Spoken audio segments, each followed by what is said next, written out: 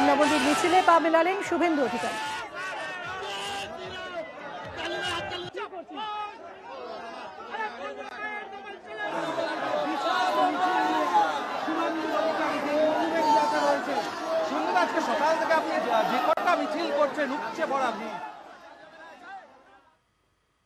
সকালে অস্ত্র প্রণাম, বিকেলে লাঠি খেলায় রামনবমীর মেজাজে দিলীপ ঘোষ।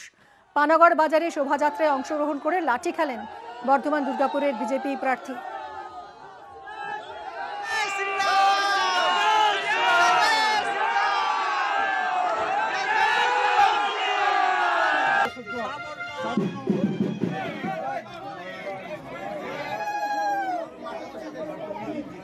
রামনবমীতে ভদ্রেশ্বরে হনুমান মন্দিরে পুজো, তৃণমূল প্রার্থী রচনা বন্দ্যোপাধ্যায়।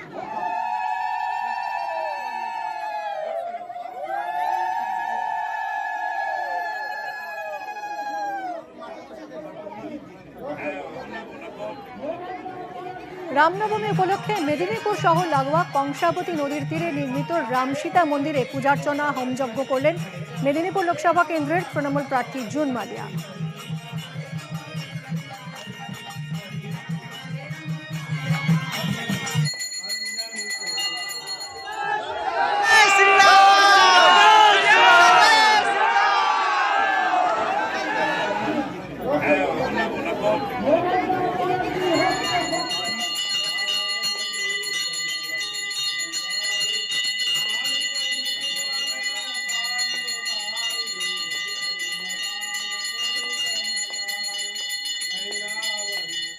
রামনবমীর পুজোয় অংশ নিয়েছেন দেবও। ঘাটালে রাম মন্দিরে পুজো দেন ঘাটালের তৃণমূল প্রার্থী।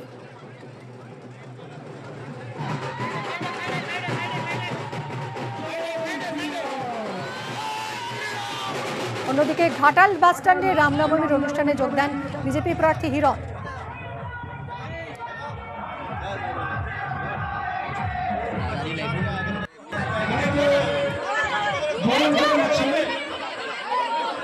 কোনো শুরুতে ঠাকুরের আশীর্বাদ, ভগবানের আশীর্বাদ এবং ভক্তদের সঙ্গে মেলামেশা ডেফিনেটলি একটা ইন্সপিরেশন, একটা মোটিভেশন দেয়।